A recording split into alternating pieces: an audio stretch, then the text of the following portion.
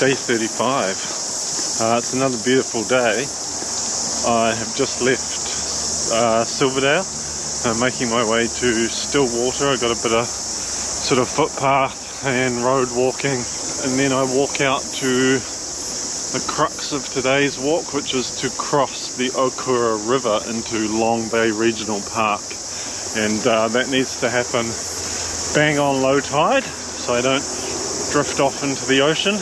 Then once I get over through Long Bay, I will just travel down the eastern bays as far as basically I feel like, and then Angie will come pick me up.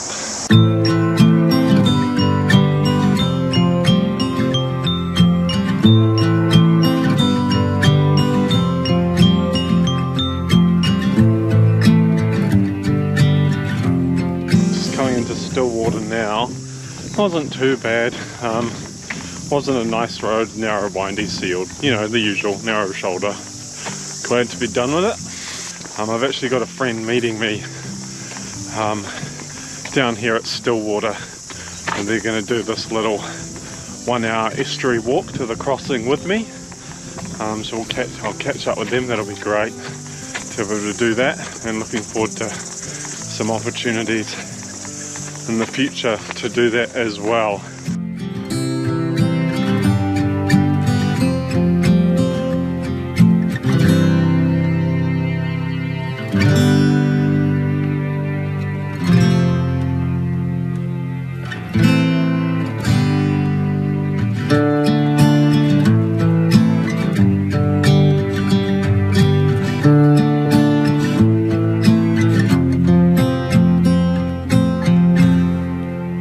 So I've just stripped the old GoPro down to its base mode, which means it's fully waterproof.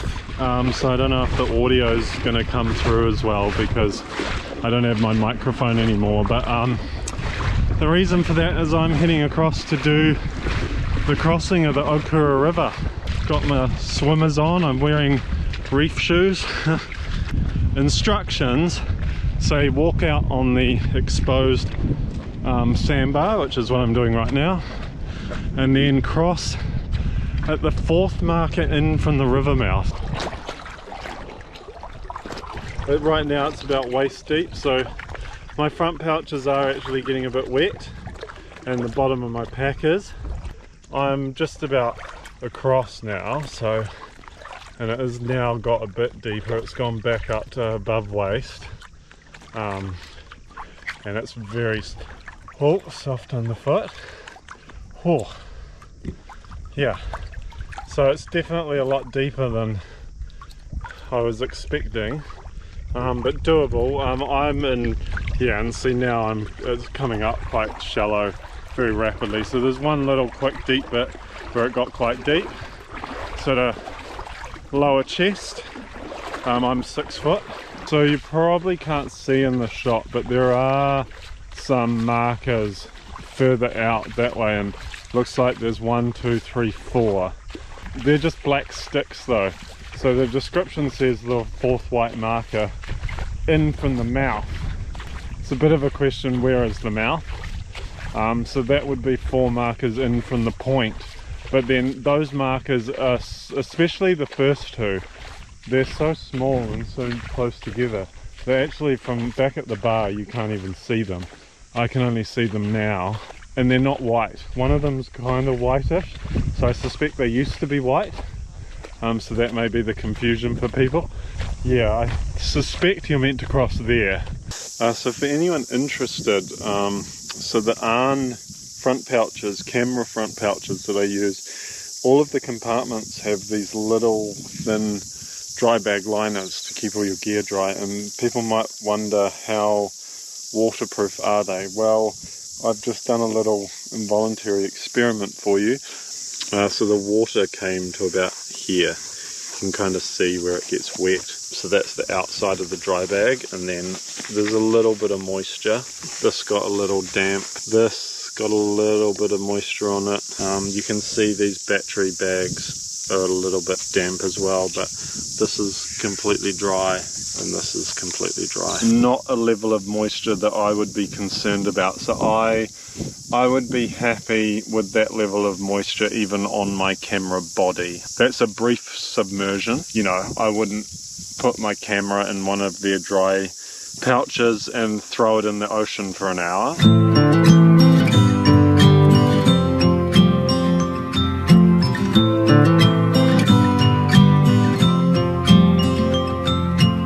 Oh, absolute stunner of a day to be arriving in Auckland City. Barely any clouds in the sky, no wind, and it's hot. Oh.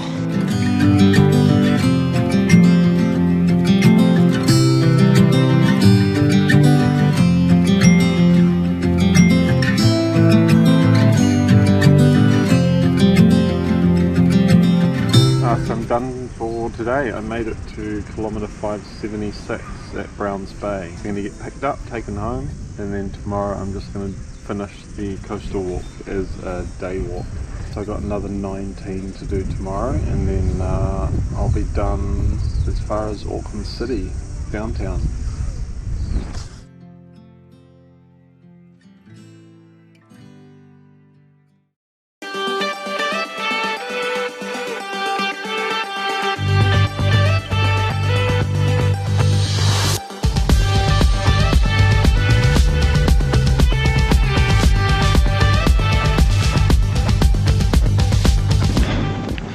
So I've just missed a turn off, just kind of deviating to connect up with it. The standard of signage has just gone through the floor. It's absolute garbage.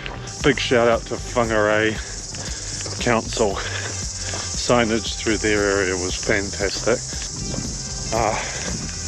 They certainly put Auckland to shame, that's for sure.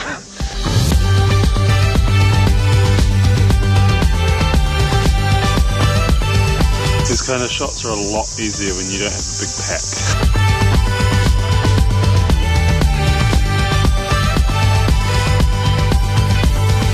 A good example here, the trail leaves the street and goes down a walkway.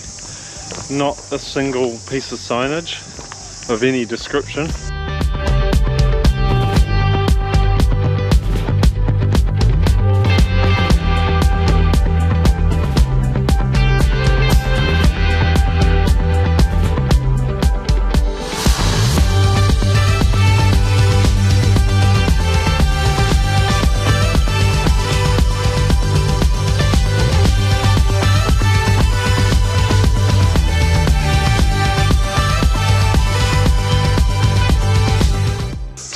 Another intersection with no signage. Went down a dead end for a second and half of the course. Nice shiny brand new Auckland Council sign for the walking track. No TA signage or logo on it. How much to add a TA logo to that sign, you know?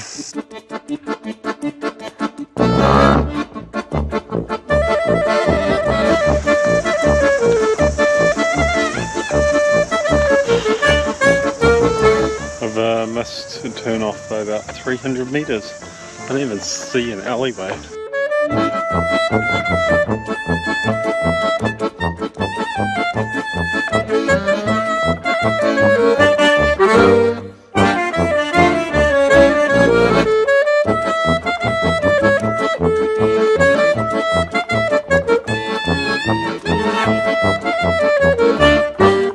One thing I will say for Auckland, their beach walks are a big improvement. 90 Mile Beach could do with a few more cafes, public toilets and ice cream parlours. The trail here comes off the street and through this park. There's this nice new bit of signage, which looks lovely, for this park. You know, stick a TA sign on it. It could literally be a sticker. I mean, if I had one in my pocket, I could do it right now.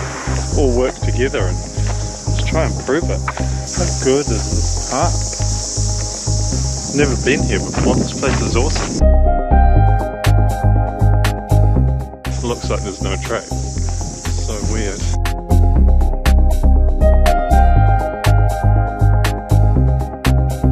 Still on the cliffs. This is beautiful. It's quite weird though, it looks like you're walking through people's backyards.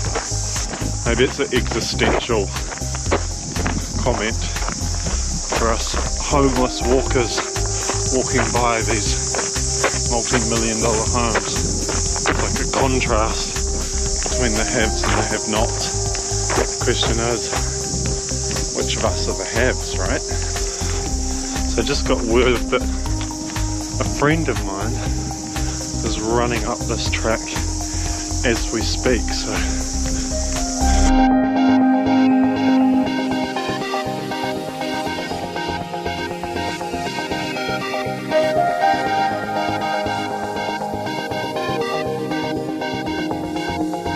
yeah, it's really nice to be joined for a couple of kilometres by a friend, have a chat and carry on, especially this year the trail's been so quiet.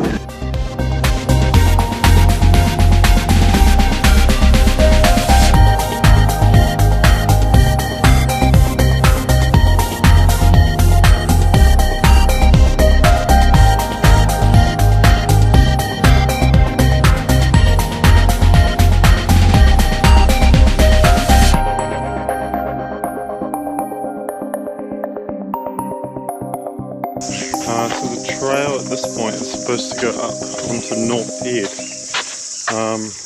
There's a gate and it's locked.